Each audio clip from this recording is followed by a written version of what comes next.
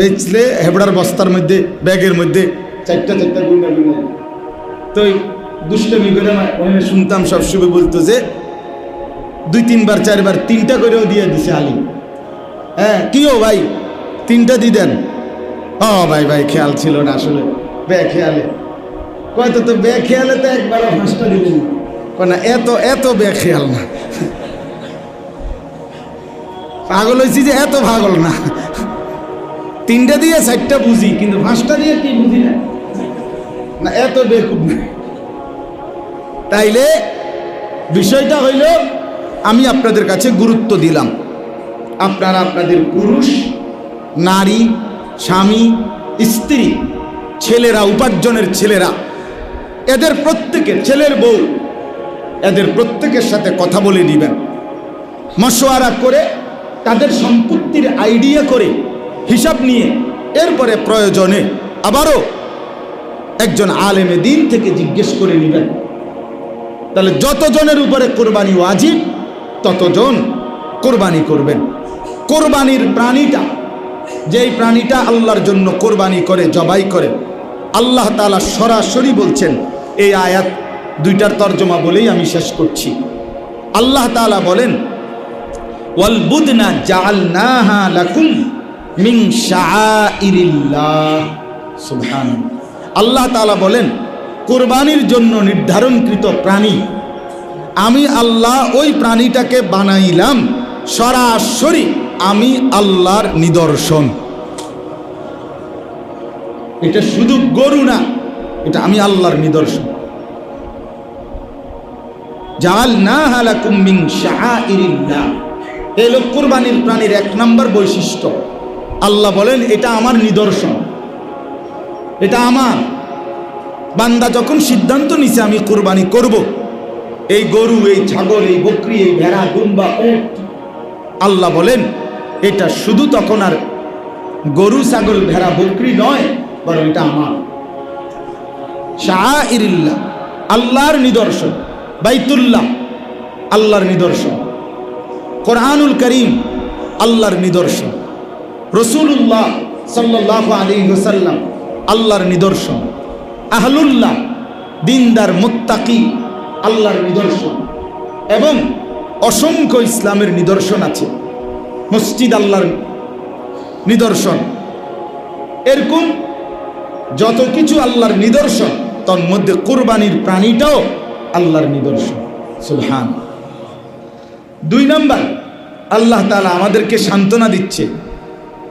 হ্যাঁ 3 জনের হুজুর যত কথাই কন, কথা ঠিক আছে বুঝলাম মানলাম দরকারেও বুঝলাম, কিন্তু 3-20-60,000 হঠাৎ করে এই কথা কইলে ওই তো না হুজুর ফাটতাম না। তো যেটা কি আমার কাছে কোরবানি দিতেছেন যে আপনি আমার লগে এরকম কুমাকুমি কথাগুলো কি দাও দেখি আমি হিসাব দিতে আছি, তো তাহলে আমার লগে জিবাইলে কি দাও আমার সাথে কি এটা? তাহলে আপনি আপনার কাছে মনে আসতেছে 60,000 টাকা 90,000 টাকা 1 লাখ টাকা, এটা বিরাট একটা লস আইবে হঠাৎ করে টাকাটা অনেক টাকা কইমা যাইবে। আল্লাহ তাআলা বলেন, দেখেন সরাসরি কোরআনের আয়াত, আল্লাহ বলেন লাকুম ফিহা খাইর। সুবহানাল্লাহ।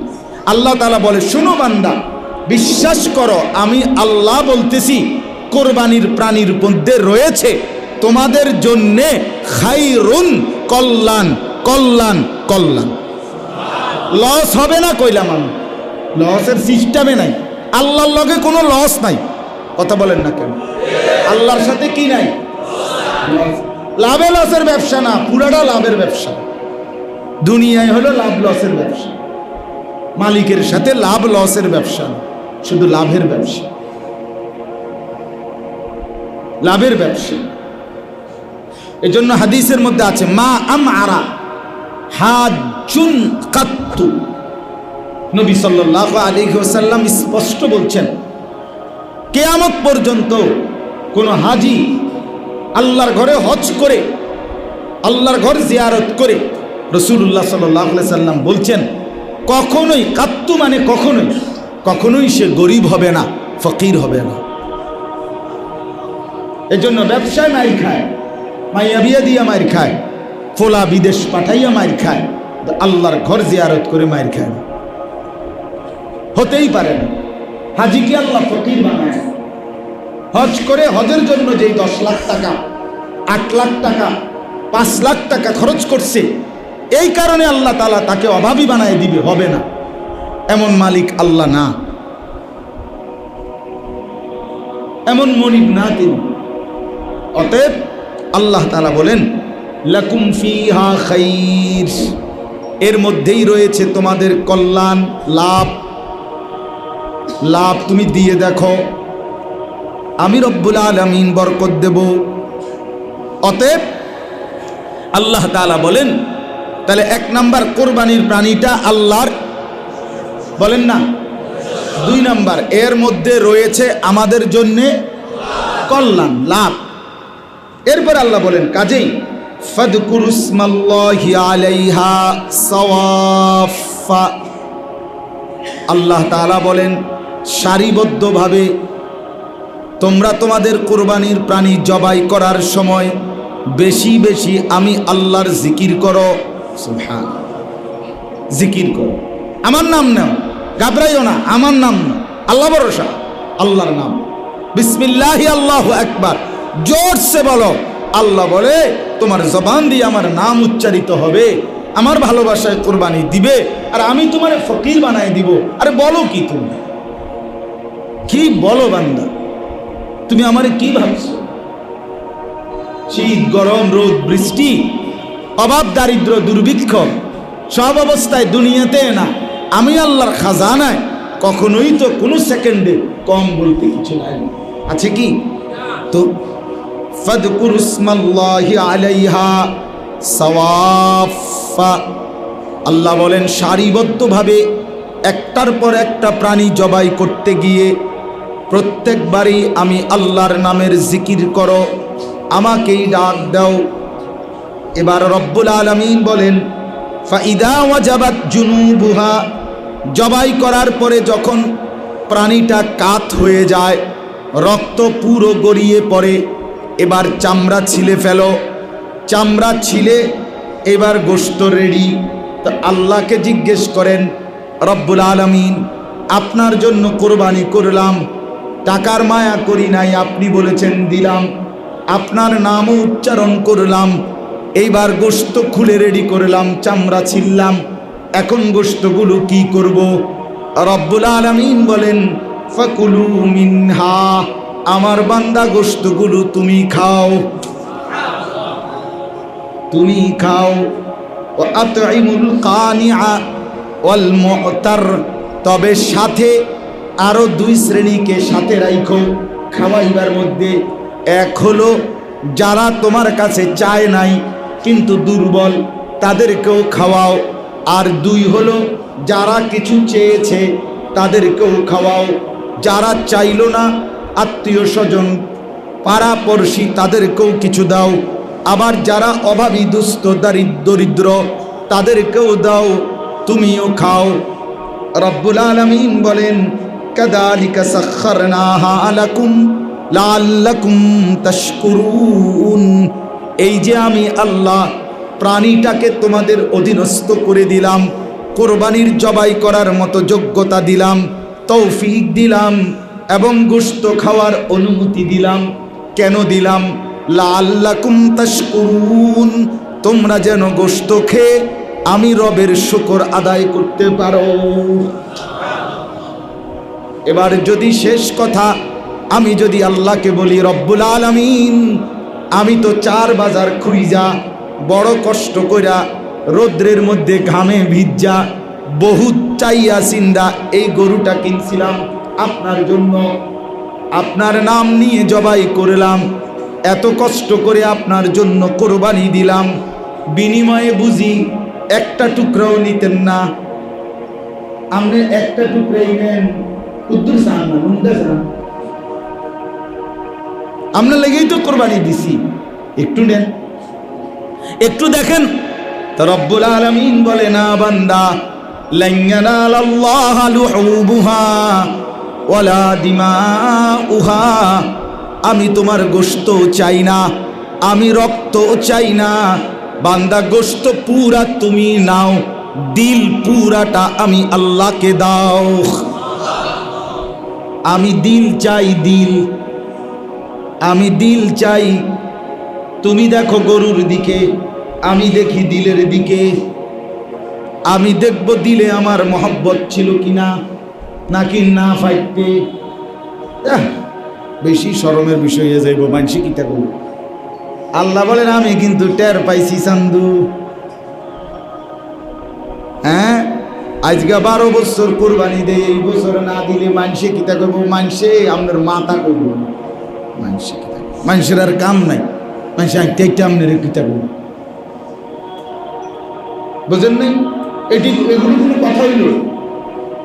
এটা বুঝি কোনো কথা? তো আল্লাহ বলেন আমি কিন্তু দিল দেখি, আমি দেখব দিলের মধ্যে আমার ভয় আছে কিনা, আমার মহব্বত ছিল কিনা। আমি দেখব মালটা হালাল কিনা, টাকাগুলো হারাম কিনা, সুদের ঘুষের সিটারির বাটপারির ধোঁকা প্রতারণা, ওজনে কম দেওয়া, মানুষের বাহবা নিলে হবে না। আমি কিন্তু দিল দেখি, তাকওয়া দেখব। ওয়ালাকিন ইয়ানালুহুত তাকওয়া মিনকুম, আমি আল্লাহর কাছে তাকওয়া পৌঁছবে, গুনাহমুক্ত ছিল কিনা।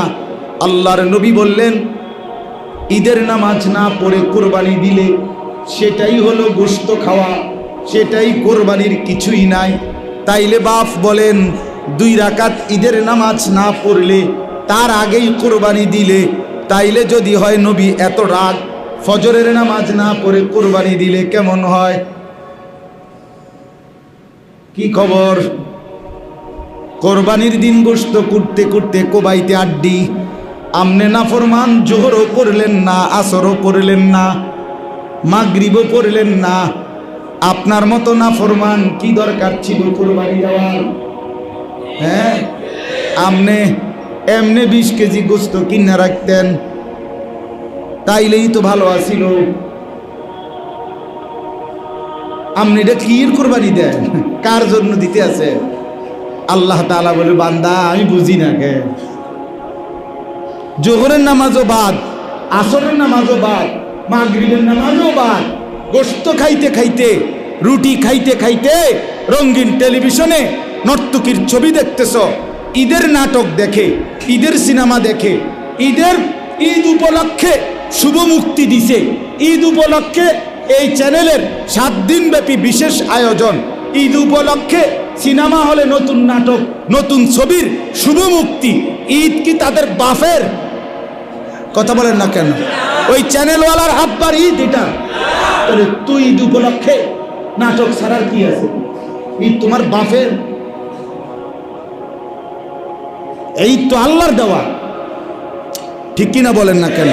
কোরবানির এই ইবাদত পালনের অধিকার, অনুমতি, হুকুম এটা আল্লাহ দিছেন কিনা? তো এটার লগে নাটক কি? এটার সাথে সিনেমা কি? তা বলেন, রুটি খাইতে খাইতে, গোশত খাইতে খাইতে নাটক দেখে, বাহ বাহ মুসলমান, তামাশা। হ্যাঁ, খান গোশত, গোশত কোনো আশ্চর্য কিছু না, গোশত কোনো আপনি নতুন খান না, গোশত মানুষে সারা বছরই খায় কিনা বলেন না? এটা কোনো আশ্চর্য খালাস। এই জন্য বললাম গুনাহমুক্ত চাই, গুনাহমুক্ত। কি মুক্ত বলেন? দিলের মধ্যে আল্লাহর সন্তুষ্টি থাকতে হবে। হারাম টাকা হইতে পারবে না, হারামের 1 টাকা মিশলে কারো কোরবানি হবে না। সুদের টাকায়, ঘুষের টাকায়, বাটপারির টাকা, ওজনে কম দেওয়া টাকা, ধোকাবাজি প্রতারণার টাকা দিয়ে যেই লোক কোরবানিতে অংশীদার হয় সে নিজেও খাইছে বরবাদ, বাকিদের কোরবানিও বরবাদ, বাকিরাও মার্ডার। নামে গোস্ত দোষ হইব, এটা সমস্যা তো না, রুডিও সিদ্ধ হইব। আল্লাহ আমাদেরকে মাফ করে দেন। তাহলে আল্লাহ তাআলা বলেন গোশত রক্ত আমার কাছে মূল বিষয় না, তোমার দিলের তাকওয়া, গুনাহমুক্ত জিন্দিগি, গুনাহমুক্ত মহব্বত, এটা আমি চাচ্ছি। আমি ওইটা নিয়ে নেব, ওইটা পাইলে নেব, না পাইলে তোমার গোশত তুমি খাও, আমি কিছু পাইলাম না। কথা বলেন না? কাযালিকা সাখখারাহা লাকুম লিতুকাব্বিরুল্লাহা আলা মা হাদাকুম ওয়া বাশশিরিল মুহসিনিন। আল্লাহ তাআলা বলেন এভাবে আমি আল্লাহ তাআলা তোমাদের জন্য কোরবানির এই প্রাণী অধীনস্থ করে দিলাম, তোমরা যেন কোরবানির দিন আমার তাকবীর ধ্বনি দিতে পারো এবং নেককারদের জন্য, আল্লাহর হুকুম পালনকারীদের জন্য জান্নাতের সুসংবাদ দিয়ে দিলাম। সুবহানাল্লাহ। আমরা ঈদের নামাজ আয়োজন করেন, কারণ বাদ দেন, নামাজের আয়োজন করেন তো আগের থেকে, ওই আয়োজন হবে, 5 জন পড়লে 5 জন পড়ব, সমস্যা কি? ঠিক আছে না? ইনশাআল্লাহ এই কথা।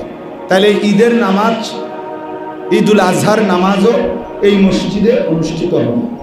কোরবানির গোশত বন্টনের ক্ষেত্রে সহজ কথা হইল, একদম সহজ হিসাব, যে আপনার গোশত 4 ভাগ 3 ভাগ লইয়া কথা না, কথা হইল যে এই গোশত থেকে স্বাভাবিকভাবে মুস্তাহাব উত্তম 3 ভাগ করা। আমি যা পাইলাম গোশত, তা 1 ভাগ নিজের, 1 ভাগ গরিব দুঃখী, আর 1 ভাগ হলো আত্মীয় স্বজন, হ্যাঁ এদের।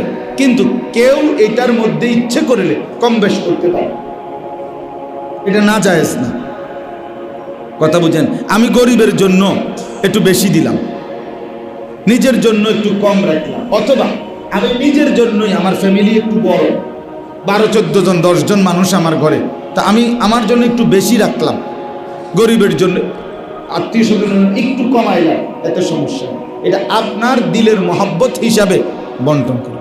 হ্যাঁ, বুজুর্গরা সহজের জন্য আল্লাহওয়ালারা এটাকে বলে দিয়েছেন যে আপনি আপনার গোশতটাকে 3টা ভাগ করে নেবেন, কিন্তু 3 ভাগের থেকে 1 সুতা কম বেশ হইতে পারবে না, এটা না, কথাটা বুঝছেননি? কম বেশ কি হইতে পারবে? হইতে পারবে। এখানে একবারে ফাল্লি মাইপা না, ওই শরিকদারের গোশত কি হইতে হবে? সমান হইতে হবে, কথাটা বুঝছেন? মানে আমরা 4 জনে কোরবানি দিলাম, তো এই শরিকদারের মধ্যে কি হইতে হইব? মাইপা দিতে হইব। কিন্তু ওই যে আমার গোশতটাকে যখন আমি গরিবকে দেওয়া, আত্মীয় স্বজনকে দেওয়া, নিজের জন্য রাখা, এইটার মধ্যে একেবারে মাইপা একুরেট